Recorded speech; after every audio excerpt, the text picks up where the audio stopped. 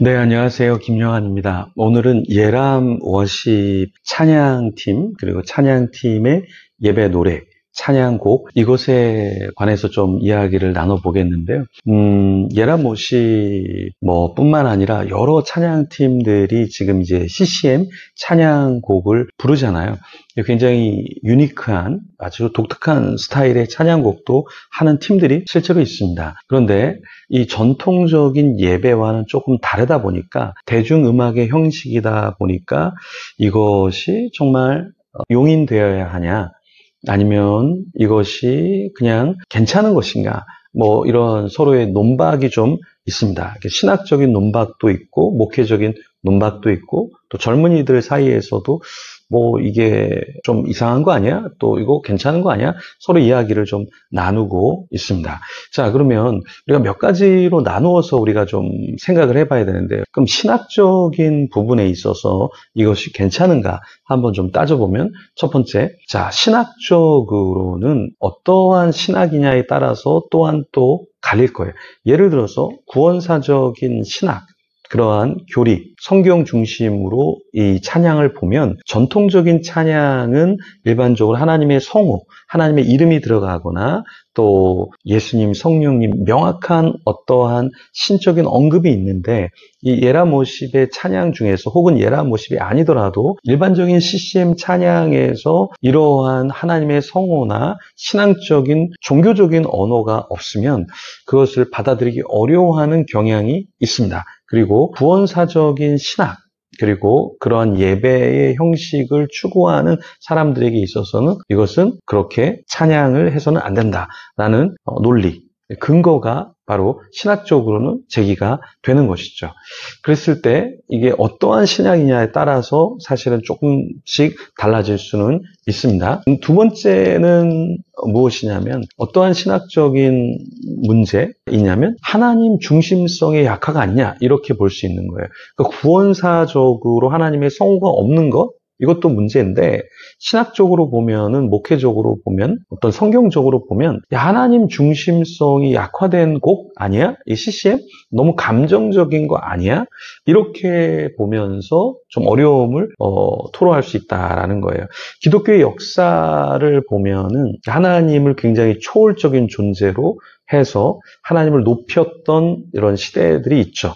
그런데 이제 자유주의 신학이 펼쳐지면서 하나님의 내재성, 그래서 우리 안에 계신 하나님이 어떤 분인가를 표출하기 시작했죠. 그래서 슐라이에르 마하 같은 경우는 감정, 게필이라고 하는 하나님을 의식하는 거, 하나님을 내가 느끼는 거, 감정, 이런 것이 신앙 아니야? 그리고 그것을 고백하는 게 기독교 아니야? 이런 흐름으로 나아가기 시작했잖아요. 그러니까 이 하나님 중심성에서 논할 때 이게 초월성으로 곡을, 찬양을 드리느냐, 아니면 내재성으로 드리냐에 따라서 서로 생각이 조금은 다를 수 있다. 자, 세 번째는 우리가 어떤 것을 생각할 수 있냐면, 성경적인 패러다임, 이 성경적인 패러다임의 중요성을 무시한 거 아니야? 이렇게 생각할 수도 있다는 거예요. 신학적으로, 목회적으로, 교리적으로, 또 성경적으로, 야, 이거 너무 하나님을 찬양하는 거, 그것은 하나님께 영광을 돌리는 건데, 그 영광이라는 건 없고, 자기들이 좋아서, 사람이 좋아서 부르는 이 곡, 이것을 우리가 찬양이라고 해야 돼? 그러니까 성경적인 패러다임을 벗어난 거 아니야? 어떠한 우리가 말하는 전통적인 울타리가 있는데 그것까지 벗어난 거 아니야, 이렇게 생각할 수 있다라는 거죠. 그러니까 기준을 따르지 않는, 패러다임을 깨는 거, 이것이 좀 문제의식처럼 다가올 수 있다라는 거예요. 토마스 쿤이라는 사람이 패러다임 철학에 대해서 이야기를 했죠. 모든 시대마다 흘러가는 패러다임이 있다는 거예요. 트렌드가 있다는 거예요. 근데 그 트렌드를 깨면 사람들은 불편해하기 시작한다라는 거죠. 그랬을 때 이 패러다임을 깨고 넘었을 때 굉장히 불편한 사람들이 실제로 있다라는 거예요. 근데 우리가 기억해야 할 것은 무엇이냐면, 사실 이 찬송가도 그 찬송가가 불려질 때 이게 굉장히 센세이션한 방법이었다는 것이죠. 센세이션. 왜? 찬송가라는 것도 시대에 없던 어떤 음악을 만들어낸 거잖아요. 그죠? 그리고 CCM이라는 것도 시대에 없던 걸 새롭게 만들어낸 거잖아요. 그렇죠? 그러다 보니까 이런 것들이 굉장히 낯설게 느껴질 수밖에 없다라는 거예요. 그러니까 AI 시대에 챗 GPT로 설교를 준비한다? 야, 이거 게으른 거 아니야? 이거 잘못된 거야. 옛날처럼 이렇게 컴퓨터로 쳐서 해야지 영감이 있는 거 아니야? 근데 그 전에 사람은 야 무슨 컴퓨터로 쳐서 설교를 준비해? 연필로 써서 해야지. 그래야 기도하면서 한자 한자 적는 거 아니야? 근데 그 이전 사람들은 야 무슨 펜으로 설교를 쓴다는 거야? 만년필로 뭔 설교를 쓴다는 거야? 야 붓으로 이렇게 먹을 갈면서 이렇게 붓으로 이렇게 적어야지. 근데 그 이전 사람들이 야 너네 뭔 붓으로 설교를 준비하냐? 소를 잡아서 그 가죽을 벗겨서 말려서 이렇게 거기에다가 가죽에다가 써야지. 양피지에 양을 잡아서 양의 가죽에다가 글을 써야지. 이렇게 시대적으로 받아들일 수 없는 것들이 있는데 그 시대의 산문만이 온전한 어떠한 예배이고 정통성이라고 주장되는 경향성이 있다라는 것이죠. 그러면 우리가 생각해야 될 것은 뭐냐? 예술적인 표현의 자유, 신앙의 자유는 없는가? 라는 거죠. 이 CCM이라는 것이 찬양의 표현에서 예술적인 자유에서 나온 것이잖아요. 그렇죠? 찬송가라고 하는 그 틀, 거기에서 좀 벗어난 게 CCM. 그래서 CCM을 예배 시간에 부를 수도 없었죠. 지금도 어떤 교회는 드럼을 칠 수 없는 교회가 있습니다. 기타를 칠 수 없는 교회가 있어요. 온전히 오르간, 온전히 피아노만 교회에서 예배 때 사용되는 교회가 굉장히 많습니다. 그러니까 하나의 틀에서 벗어나는 표현의 자유, 예술적인 자유가 아직까지 악기적으로도 허용되지 않는 교회들이 굉장히 많다라는 거예요. 그러니까 요즘 젊은 사람들이 하는 이 찬양이 어떤 면에서 보면은 굉장히 파괴적일 수 있고 받아들이기 어려울 수 있다라는 거예요. 그렇죠? 그런데 우리는 그럼 예술적인 표현의 자유나 신앙의 자유는 인정할 수 없느냐? 이것도 우리가 좀 한번 생각을 해봐야겠죠. 자, 그러면 이제 목회적으로 한번 고려를 해보면, 자, 목회적으로 지금 다음 세대들이 다 떠나가고 있잖아요. 그죠? 전통이라고 하는 뭔가 옥죄이고 뭔가 정형화되어 있는 그 예배, 찬양, 여기에서 다음 세대들이 숨이 턱턱 막혀서 떠날 수도 있잖아요. 사실은 뭐 그렇다고 해서 찬양 때문에 교회를 떠나는 건 아니지만 다음 세대에 느끼는 뭔가 이 CCM이 너무나 전통화되고 딱딱하게 된다 그러면 다음 세대들이 수용할 수 없는 곡들, 느낌의 어떠한 풍들이 있잖아요.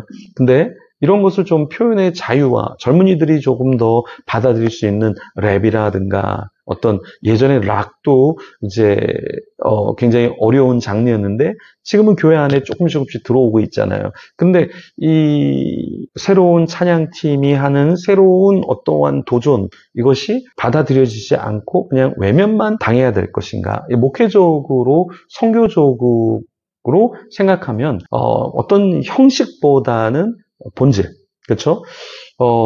그래도 나는 받아들일 수 없어. 근데 사실 에스더 같은 경우, 에스더서 같은 경우 거기에 하나님의 이름, 뭐 여호와의 이름, 뭐 이런 게 사실 들어가 있지 않잖아요. 그렇죠? 근데도 우리는 어때요? 네, 여전히 성경으로 받아들이고 있잖아요.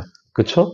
네. 그런데 오늘날 이 시대에도 여전히 CCM이라는 것, 우리 젊은이들이 그 예배 음악으로 하고 있는데 부족한 부분이 있을 수 있죠. 그런데 이것을 이제 목회적으로 우리가 다 거부할 것인가? 이것도 한번 좀 생각을 해봐야 된다라는 것이죠.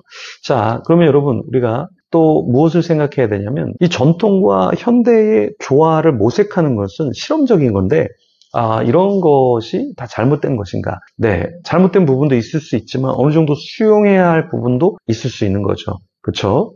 그래서 이러한 과정에서 잡음도 날 수 있고 또 어떤 면에서는 조금 얼굴을 붉혀야 되는 것도 있지만 좋은 면도 있을 수 있기 때문에 우리가 어느 정도 정말 이단스럽지 않으면 정말 이게 기괴하지 않으면 우리가 수용하는 방향으로 나아가도 좋지 않을까. 네, 철학에서는 아포리아라는 것이 있습니다. 이 아포리아라는 것은 무엇이냐면 철학에서 신학에서 풀리지 않는 난제, 그리고 그 자체 안에 모순이라는 것이 있을 때 인간적인 한계에 다다르기 때문에 인간으로서는 풀 수 없는 것을 아포리아라고 얘기해요. 그러니까 답을 결정할 수 없는 걸 아포리아라고 이야기를 하죠. 그래서 어떤 면에서는 이러한 음악, 찬양도 우리 인간의 입장에서 이거 하나님이 받아주실까? 하나님이 합당하게 여기실까? 이거는 난제가 될 수 있다. 누구도 거기에 대해서 하나님이 원하신대, 원하시지 않는데 이렇게 말할 수는 없죠. 그렇죠? 근데 아포리아라는 것은 어떤 것이냐면 인간의 얼굴에 한쪽은 웃고 있는데 한쪽은 울고 있는 거예요. 인간의 얼굴에 두 면이 다 같이 나타날 수는 없잖아요. 그렇죠? 예, 그런 것처럼 우리가 도전하고 새로운 것을 시도할 때 안 좋은 면도 분명히 있을 수 있지만 좋은 면이 있을 수도 있고 좋은 면이 있지만 안 좋은 면이 있을 수도 있고 이게 어떤 면에서는 참 난제가 될 수 있다. 그렇죠? 난제가 될 수 있죠. 안 좋은 것 같은데 좋은 면도 있고 좋은 것 같은데 또 안 좋은 면도 있을 수 있고 약간 이러한 모순, 난제 이것을 우리가 지금 갖고 있을 수 있지만 그렇다고 해서 아포리아라는 것은 인간이 풀 수 없는 것인데 그렇다고 해서 이거를 다 포기해버리고 그냥 안 좋은 것 같아.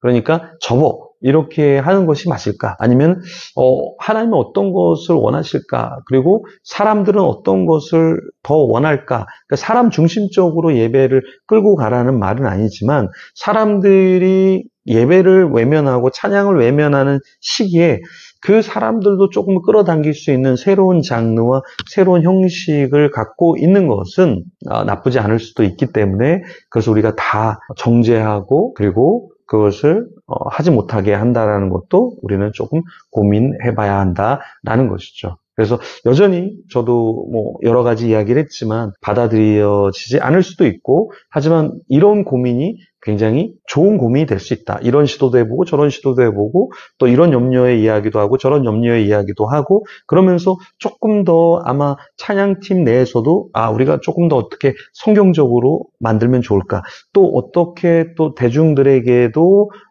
대중들이 조금 더 하나님 안으로 들어올 수 있는 음악을 하면 좋지 않을까? 이러한 하나의 과정이 되지 않을까? 그래서 정반합이라는 해겔의 변증법은 이 변증법을 통해서 더 나은 것으로 가는 것이잖아요. 그렇죠?